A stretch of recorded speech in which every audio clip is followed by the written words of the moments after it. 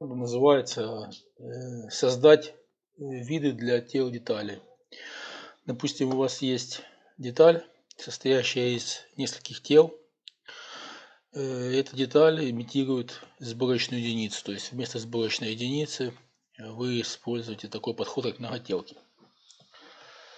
И при оформлении чертежа вам нужно создать отдельный вид для каждого тела. Давайте посмотрим, как это можно выполнить с помощью команды. Создам новый чертеж.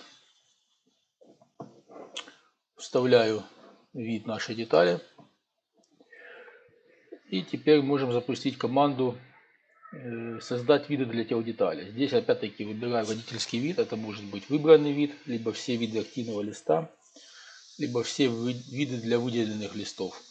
Направление раскладки вниз или вправо. И также можно ставить наименование тела. Так как у нас деталь только одна, я ее выделяю.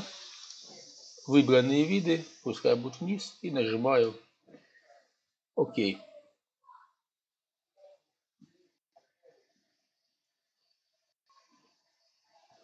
Все, и мы видим, что для каждого тела вставлен вид и наименование над этим видом. Дальше мы уже располагаем, как нам нужно, на чертеже.